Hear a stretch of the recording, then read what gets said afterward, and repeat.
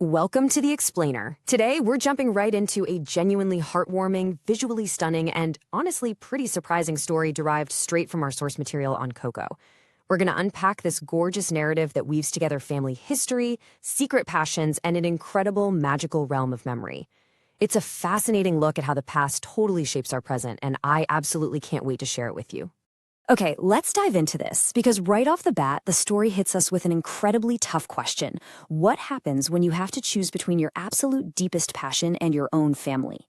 That is the exact dilemma facing our protagonist, a 12-year-old boy named Miguel. It's this ultimate emotional tug-of-war, and it completely sets the stage for every single thing that follows. Section 1. A family without music. So Miguel Rivera lives in this small Mexican village surrounded by a super large, really tight-knit family.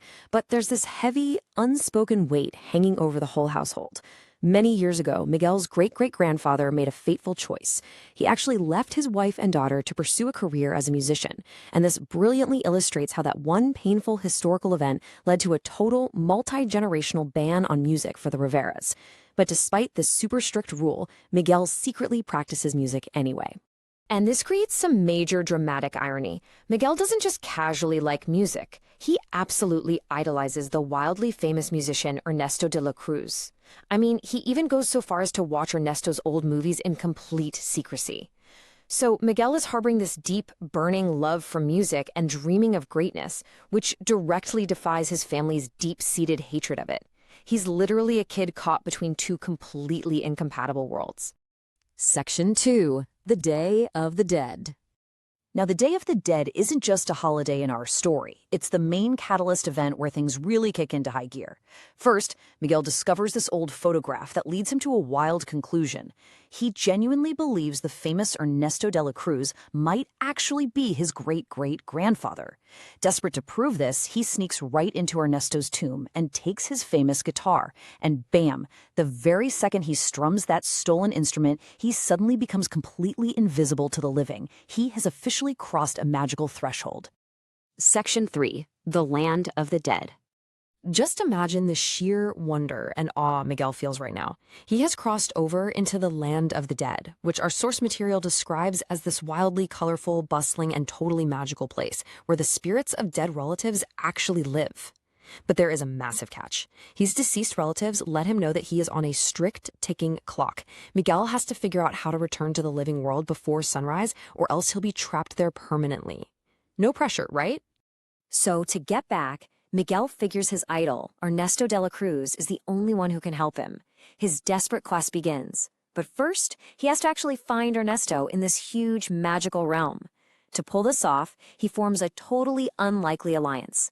He teams up with a guy named Héctor. Now, Héctor is a poor, completely forgotten spirit who agrees to help Miguel navigate this strange new world to track down the famous musician. But, as Miguel and Héctor journey closer and closer to finding Ernesto, this shadow of doubt starts creeping into the narrative. Was Ernesto really his great-great-grandfather? Is this famous hero that Miguel idolizes actually family? Or has Miguel just completely misinterpreted the clues from that old photograph? Section 4. The Shocking Truth. Eventually, Miguel does manage to track down Ernesto, but what he uncovers is a massive narrative twist that completely shatters his understanding of his idol. Ernesto wasn't his great-great-grandfather at all. The source reveals he was actually a thief and a murderer who stole his songs long ago before ever getting famous. Now, what's really interesting about this slide is the stark contrast it highlights, because Héctor, that poor, forgotten spirit Miguel teamed up with, he is Miguel's true great-great-grandfather. It was Héctor whose songs were stolen, and it was Héctor who was actually murdered by Ernesto. It's just this dark, incredibly tragic reality hidden behind a legacy of fame. Section 5. The Power of Remembering. So, Miguel eventually makes it back to the living world, but he's carrying this incredibly heavy, world-shattering truth about Héctor. He knows, for a fact, that he has to fix this profound injustice from the past. And this all builds to a super emotionally charged climax. Armed with the truth, Miguel goes straight to his great-grandmother, Mama Coco. To save Héctor from fading away completely in the spirit world, he plays a very specific song for her, Remember Me. And you guys, the song works. It actually helps Mama Coco remember her father, Héctor, effectively saving him from being completely forgotten by the family. It's amazing because this single act of musical connection bridges a gap of decades.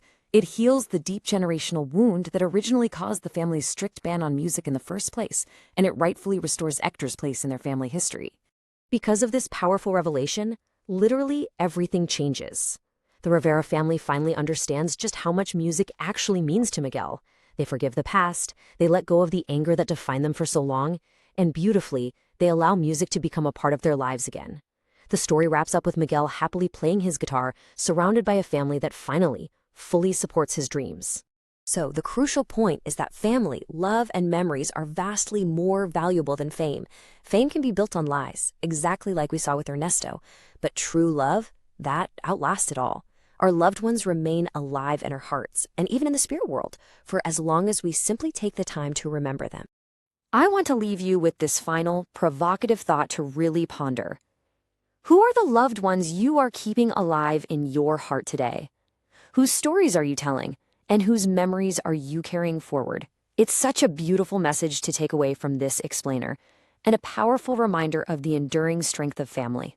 Thank you so much for joining me on this incredible journey through the story of Coco.